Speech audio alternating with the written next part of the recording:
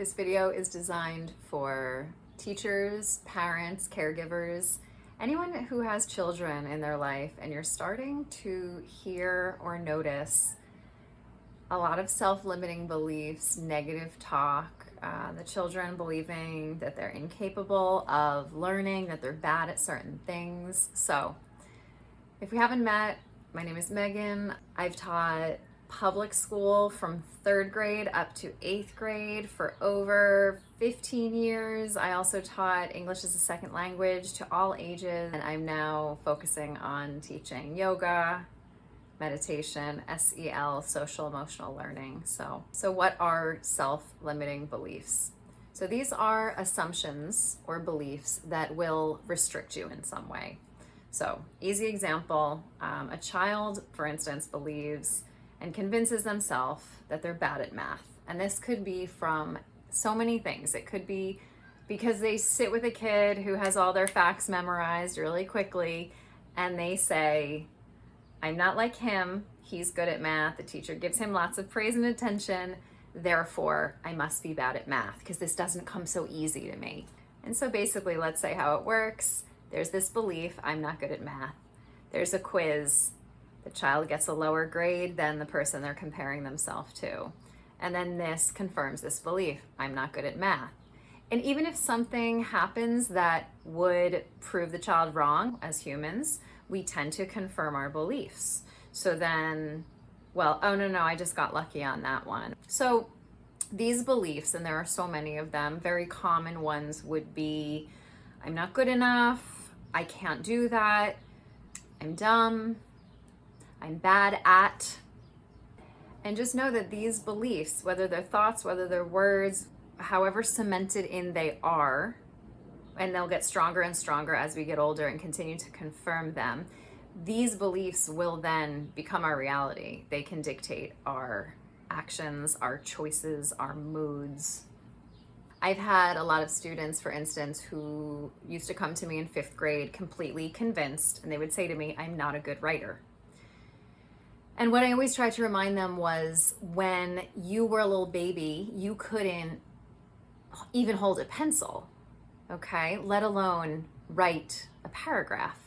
And so what I always reminded these students of mine was, first, let's look at what you're doing well. Let's look at how you've grown and how it's taken time to grow. And let's be realistic here. So let's get into solutions for this. Let's get into less negative self-talk, less criticism, and more positive affirmations, more believing in ourselves, knowing that we're capable.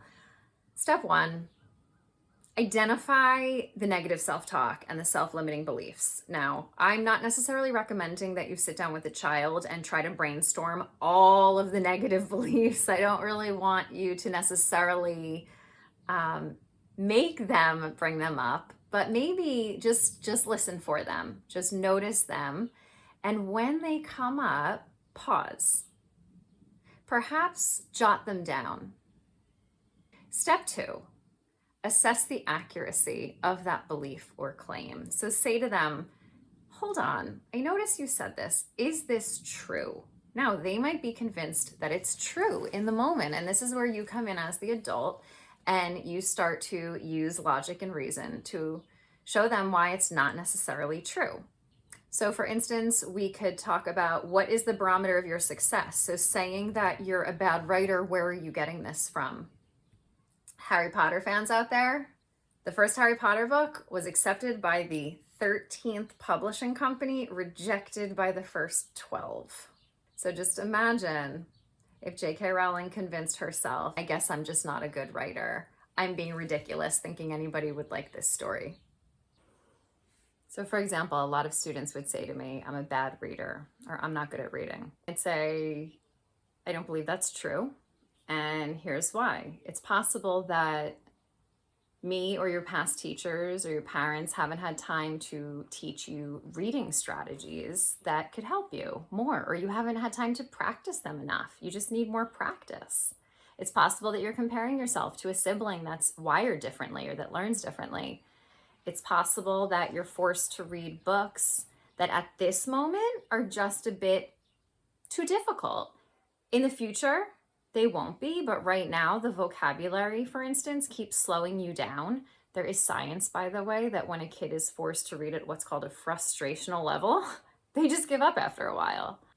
It's possible that you find most of it boring. I mean, yes, not everything in school is going to be exciting, but are you being forced to read text that you have no interest in?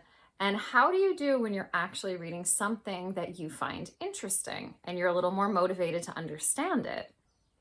Maybe because of the way the school day is scheduled, you have all this energy that you need to get out. You need to go outside and run around or go to gym class, but yet you're forced to sit in a seat and read something that potentially is frustrating and boring for you.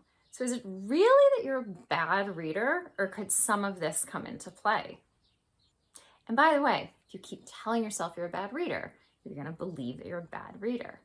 If it's something like, I can't play guitar, this is too difficult, you can often use the word yet. So get growth mindset in there. I can't play it yet, but I'm going to practice more, and I know it takes time. If it's something like, I'm dumb, it's like, that's not true. You're human. You made a mistake. You will have many more opportunities to not make mistakes. So it's not necessarily true. It's helping them realize that a lot of these beliefs are not true. Step 3, check yourself. Check out how you're modeling. Kids pick up on so much. Remember that you, as their parents, their teachers, their coaches, whatever you are, they're creating their view of the world around how the adults are acting and speaking. So be mindful of what you're saying about yourself. And it's not too late to try again. So don't worry, if you are doing this, it's not too late to start revising. It's never too late. I would tell my kids, for instance, I used to say, like, I'm bad with finances and like the stock market. The reality is, the truth is, I'm not interested in the stock market. I've never taken the time to sit down and study it. Very grateful that people do, because I can ask them for help. So it's not that I'm bad at it. It's not even that I don't understand it. It's that I've never tried to learn it. Step 4, have a little fun. So write down whatever negative talk, negative thought, self-limiting belief came up. Write it down, and then what we're going to do is just get rid of it. So ideas, you could write it on a Post-it and rip it up. You could try to shoot it into a garbage and see who makes it. You could write it on toilet paper and flush it. Maybe you have a paper shredder, that could be fun. Maybe you have a bonfire with caution. Don't burn anything except the negative belief. Just have a little fun activity or ritual where you let it go, you get rid of it. Just throw it away. Next step, replace with a positive affirmation. So write on a Post-it, I'm intelligent, I'm capable, I'm motivated, I'm determined, I'm patient, I'm willing to learn and practice. So whatever it is, replace it, put it on a Post-it, hang it on their mirror, repeat it with them, say affirmations with them, tell them they're capable, tell them they're wise, tell them they're beautiful. Next step, praise their effort. Praise their effort, praise their effort. So I see you trying really hard. I see you're making progress. And celebrate those small wins. We have to release perfection.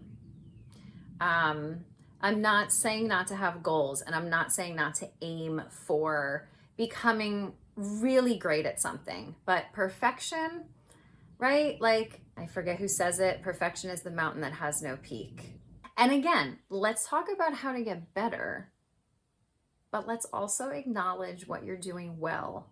And let's realize this is a process, and you have to believe in yourself, because if you constantly put yourself down, you constantly criticize yourself, and you constantly convince yourself you're not good at anything and you're not capable of anything, that will translate into your life as an adult. I'm going to pause and remind you, for instance, Thomas Edison. right here in New Jersey, Thomas Edison, who created the light bulb, if you don't know already, had thousands of failures. Thousands. Just imagine if after a few tries he was like, I'm not good at this whole light bulb thing.